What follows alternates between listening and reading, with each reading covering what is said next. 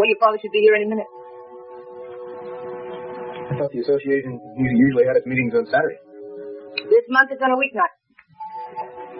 Why am I always so lucky to have things changed for a long time? We could go and come back. Oh, no. I'm not going to face Bud's father alone with this news. I'm certainly not going to do that. Well, you make it sound like we confessed to a murder. All we want to do is get married. All you say? Well, there he is.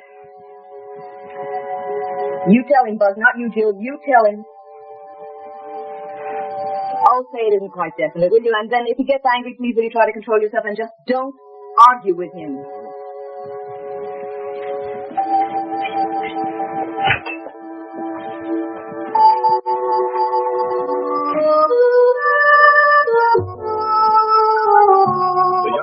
Is brought to you by Lysol, best way to destroy household germs. By Carnation Evaporated Milk, now velvetized for better cooking.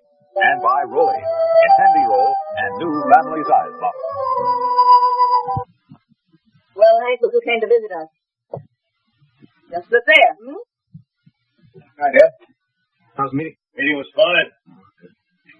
You know Jill McComb, don't you? I think you met Dad a couple of times. Yes, I have. Good evening, Mr. Coleman. Hello. Well, Jill and I were just out on a date and thought we'd come by and say hello. It's on the way home for Jill. You know, she lives over with Mr. and Mrs. Reynolds, Walter Reynolds. Well, of course, you know that. Yes, I have a very good and very unhappy reason for knowing that. That was a stupid remark, Buzz. All right, you don't have to get cross about it, Hank. They just came by to visit the old folks on their way from the date. You may be old folks, Martha, but I'm not. What is it, you run out of cash? Not exactly. Here's a $5. Will that do it? Well, that's not really why we came here, Dad. What is?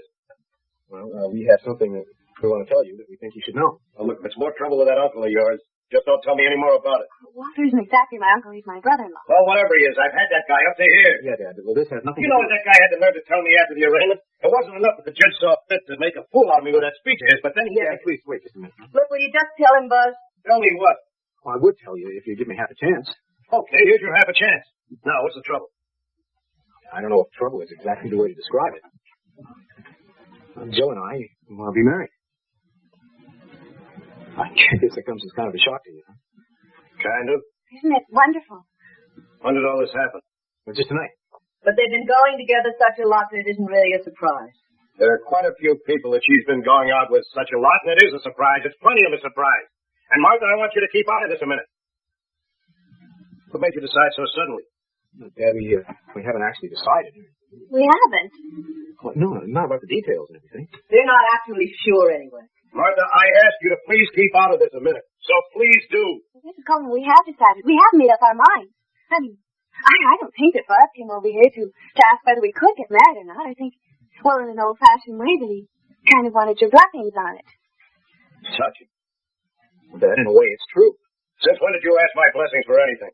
Look, Dad, if you're going to talk to us like this, we might as well just leave right now. I thought at least we could get a polite congratulations or something. Just tell me one thing. Are you doing this because you want to, or is there some other reason? It's a terrible thing to say. You know, Bud, this whole thing is a bust. Do you want to take me home? Now, just a minute. No, not just a minute, Mr. Coleman. And about that question you just asked, you know what I'm going to do? I'm just going to let you decide for yourself about that. But I want to go home now, right now. Well, thanks, Dad. As always, thanks a lot. Now, don't you start with me, young man. I'm not the one who's in trouble. Just remember that. But I want to go now. How can you be so ugly? Are you trying to tell me this is something I should have expected? Mr. Coleman, why are you always so angry with everybody and everything? I don't quite see what that's got to do with anything.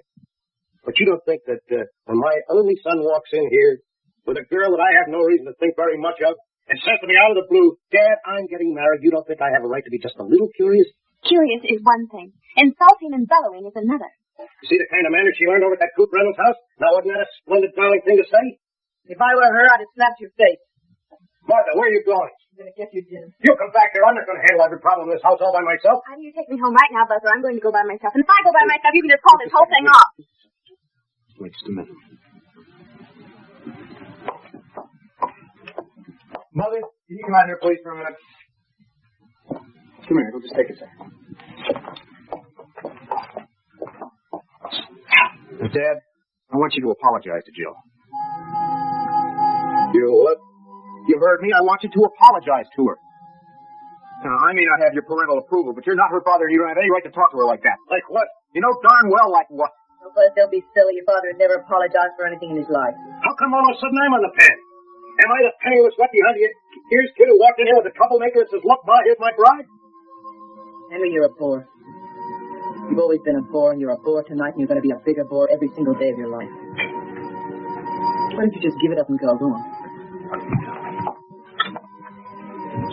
Hey, something else.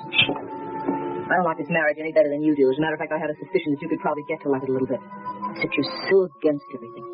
You're without tolerance or reason or affection or anything but anger. All right. I apologize.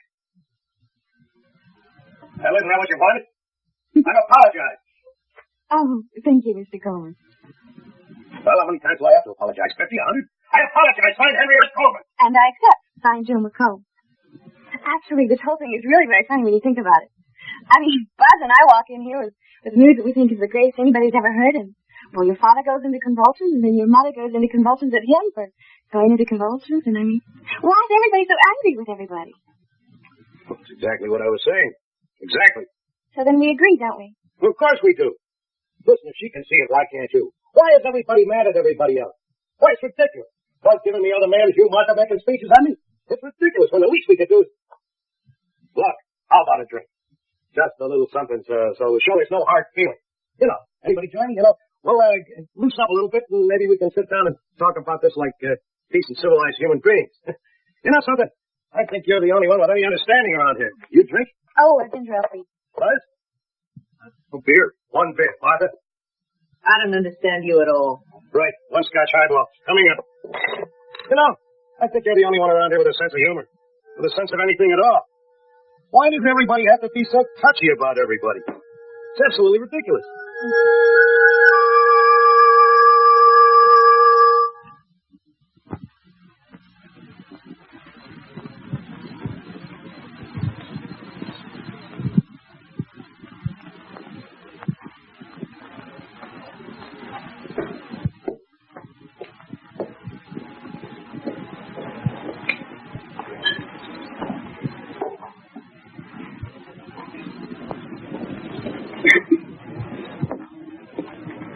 These, huh? What are they? Knishes. Steeped in a barley broth, fried in a beer batter, crusted with a flaky outer coating, and sprinkled with parsley bits and sesame seeds. Yuck. Oh, come on. It'll keep you from starving to death while you're waiting, Charlie. No, thank you. Good for you? No, I'm not hungry, Walter. Well, neither am I. Just thought it would be something to do to pass the time while we're waiting. Maybe you'd rather I wait outside for Paul.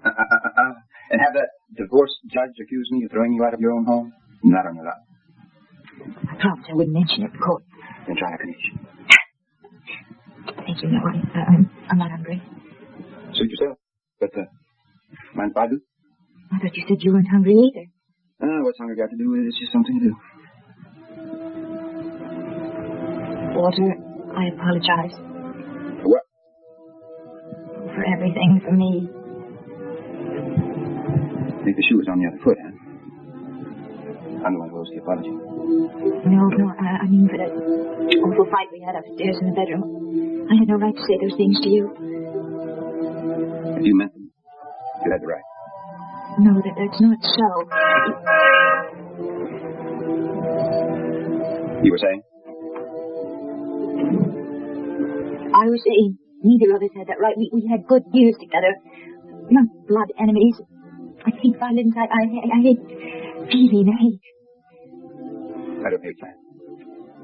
Believe me, do I ever not hate you? Nor are you.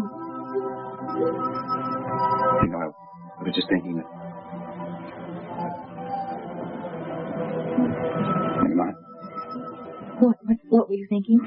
This isn't the time to say it. Walter, this may be the last time to say anything. Except through lawyers. Look, I was just going to say...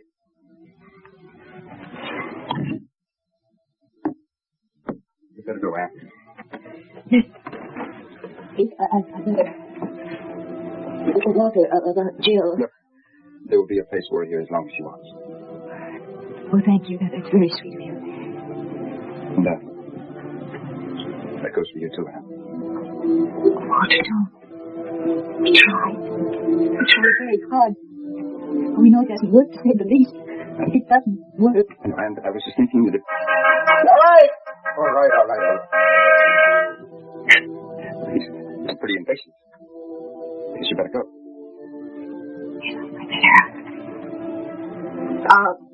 I'll be back to pick up the rest of the things some other time. I'll do that when I know you're not going to be home. Yes, I guess that's the best way to do it. I mean, certain things, like our books and... Let's not talk about those things. All right. Well,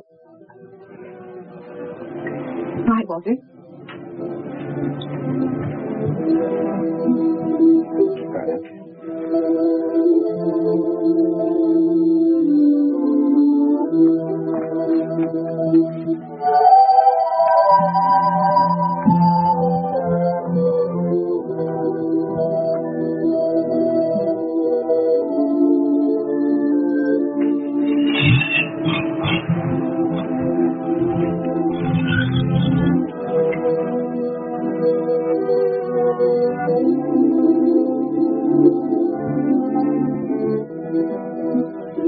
We'll return to the young marrieds in just a moment.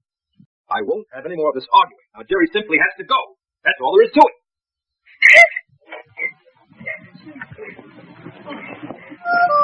Jerry? Go back in there. Don't tell me. Just go back in there. I want to talk to the boy alone for a minute. Yeah, I think Haven't you done enough already? Now, will you please get back in the living room, both of you?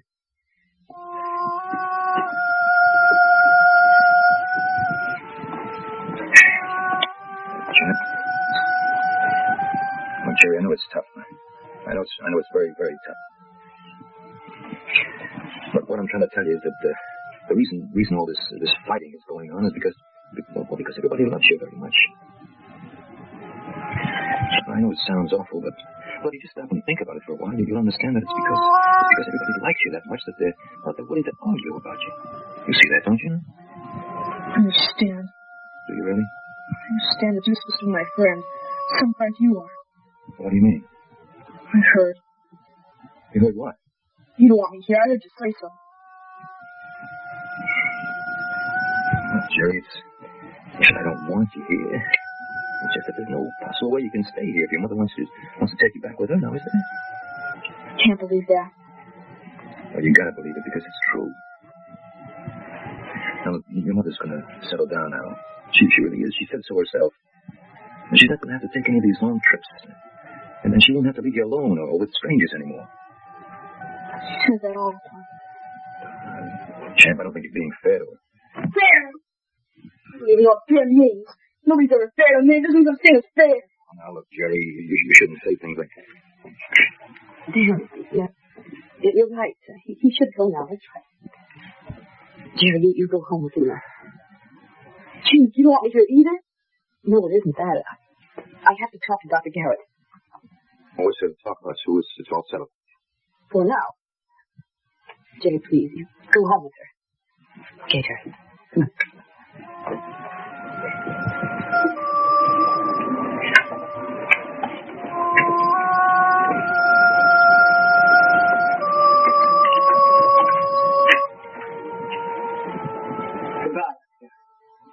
Goodbye, Mrs. Gilroy.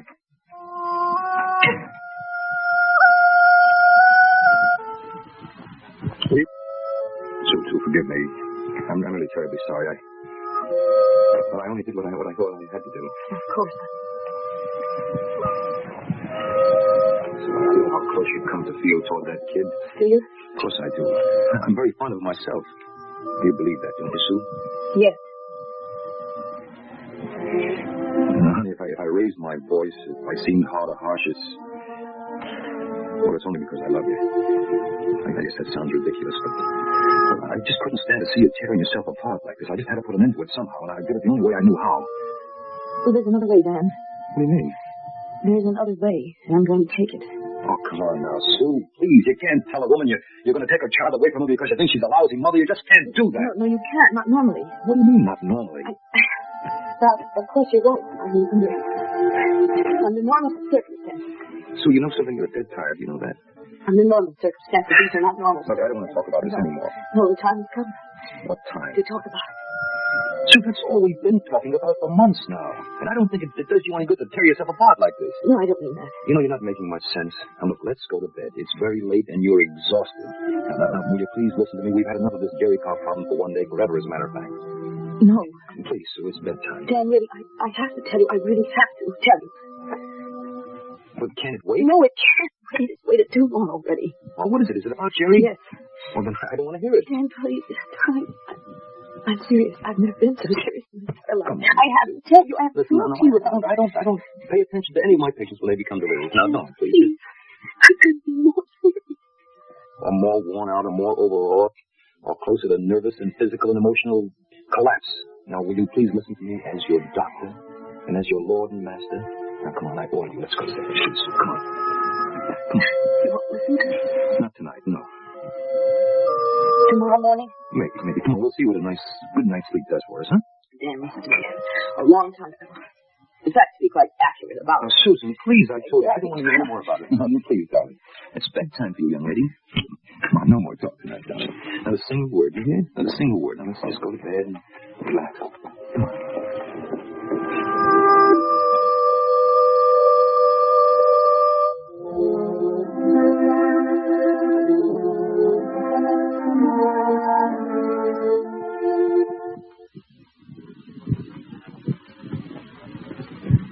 In 20 minutes, this TWA Starstream jet will be flying 140 passengers at 30,000 feet. An alert crew can't afford a headache. I'm Joseph Cotton. You may be a person with responsibilities, too. When you need headache relief, but may not want tablets that add a lot of other drugs, what should you take? Simple aspirin? No. Headache tablets that add a lot of other drugs to your bloodstream? Not for me. Take Buffrin. It's faster, more effective than aspirin without adding a lot of other drugs to your bloodstream. Simple aspirin loses almost half its pure pain reliever before it ever gets to work. Buffrin rushes almost twice as much of this pure pain reliever to your headache. When your well-being and others depends on how effectively you handle headache pain, take Buffrin. More effective than aspirin without adding a lot of other drugs.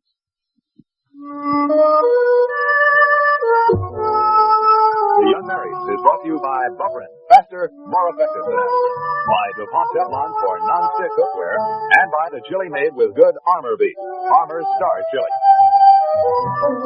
Lavinia Tate buys up all of Uncle Cully's secret formula to make her roses grow. Doesn't she know that sunlight makes the roses grow and not moonshine? Watch The Fun Flower on Tammy tonight on ABC. This is Mike Lawrence inviting you to tune Monday and every weekday for The Young Marrieds.